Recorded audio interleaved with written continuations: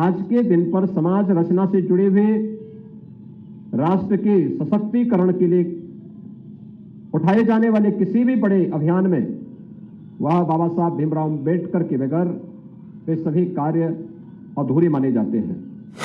सचमुच जो कार्य उन्होंने उस कालखंड में किया, एक लंबे समय तक सैकड़ों वर्षों से चली आ रही उन कुप्रथाओं को समाप्त करने, दलितों, वंचितों, शोषितों को उनका अधिकार प्राप्त हो सके, इसके लिए उनके द्वारा किया गया प्रयास यह अभिनंदनीय है।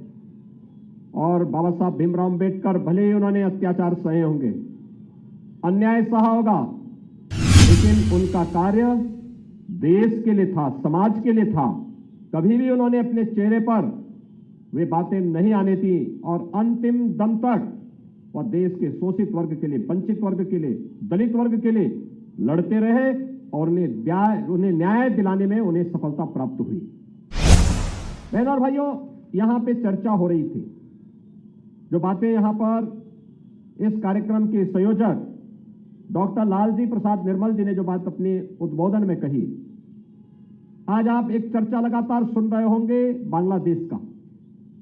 बांग्लादेश में हिंदू, बौद्ध और अन्य अल्पसंख्यक समुदाय के लोगों को वहां के कट्टरपंथियों के द्वारा मारा जा रहा है, जलाया जा रहा है, उनकी संपत्ति को लूटा जा रहा है, माताओं और बहनों की इज्जत के साथ खिलवाड़ हो रहा है।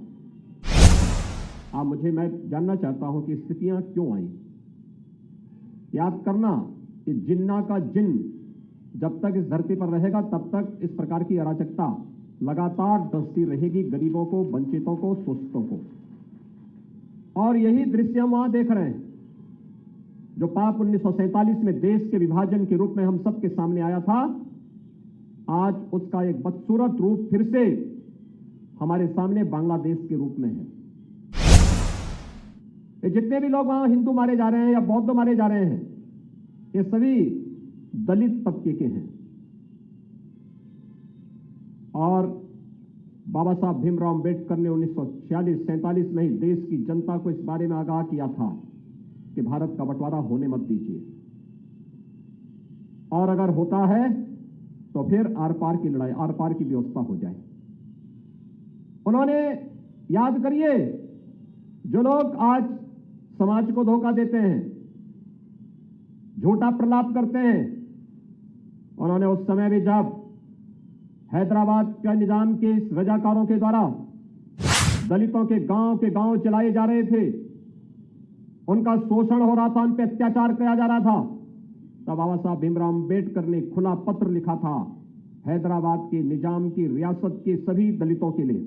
उन्होंने कहा था, अत्याचार हो रहा है, निजाम की रियासत को छोड़ करके तुम शेष भारत में महाराष्ट्र की तरफ या अन्य ओर चले आओ, लेकिन किसी भी स्थिति में अपना धर्म मत बदलना। यह संकल्प था बाबा साहब भीमराव अम्बेडकर का। और स्वतंत्र 1946-47 में जब उन्हें प्रलोभन देने का प्रयास हुआ, हैदराबाद के निजाम ने भी दिया, पाकिस्तान प्रस्त जिन्ना के लोगों ने भी दिया, लेकिन बाबा साहब अपने आदर्शों से तस से मस नहीं हुए, हटे नहीं। उन्होंने कहा, नहीं, मैं पहला और अंतिम भारतीय ही रहूंगा, यानी जन्म अगर भारतीय के रूप में मैंने लिया है तो मेरी अंतिम यात्रा भी भारतीय के रूप में ही निकलेगी। और आजीवन उन्होंने इस व्रत का पालन किया। लगातार वह दलित समुदाय के लिए कार्य करते रहे, उसको आगाह भी करते रहे।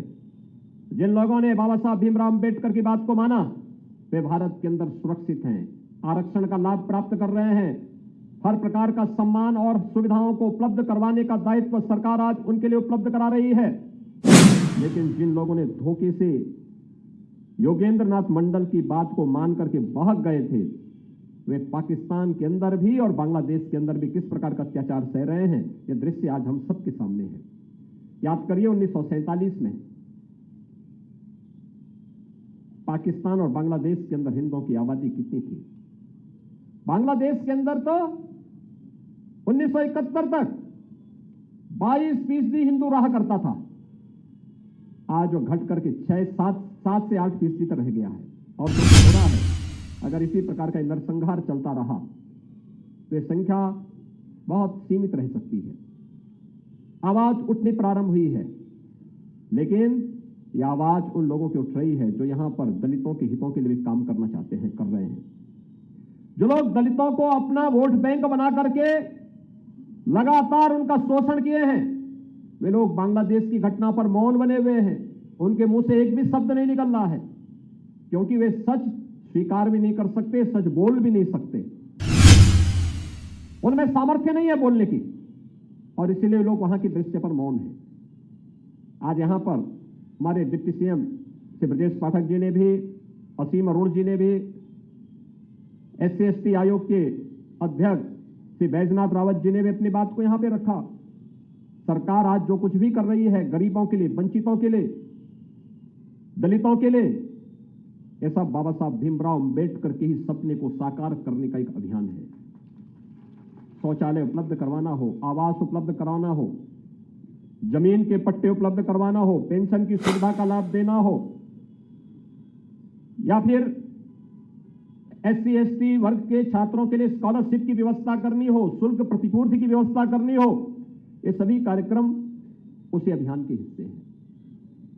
और अब तो हम लोग उत्तर प्रदेश में कार्य और प्रारंभ किए हैं।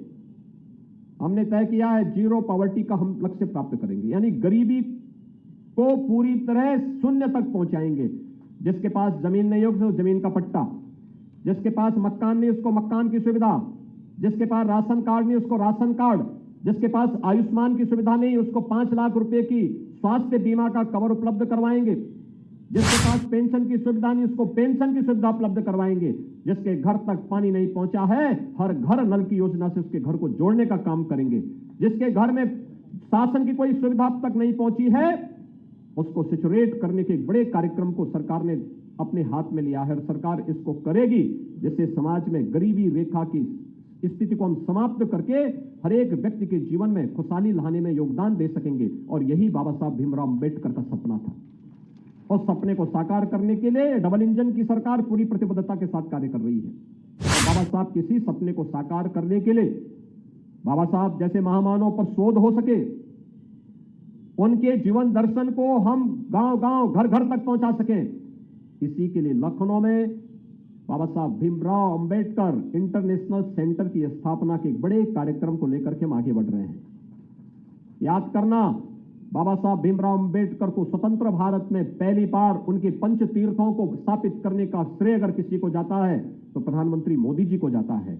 और आज प्रधानमंत्री मोदी जी की प्रेरणा से लखनऊ में अंबेडकर महासभा के आह्वान पर, उनकी मांग पर हम लोग इंटरनेशनल सेंटर की स्थापना का कार्य कर रहे हैं, जहां पर ऑडिटोरियम भी होगा, लाइब्रेरी भी होगी, छात्रों के लिए वहां पर छात्रावास भी होगा, अतिथि गृह भी होगा और बाबा साहब अंबेडकर का भव्य स्मारक भी होगा, जो उनके जीवन के विभिन्न पक्षों को वहां पर चित्रित करते हुए संविधान की ओरिजिनल प्रति भी होगी।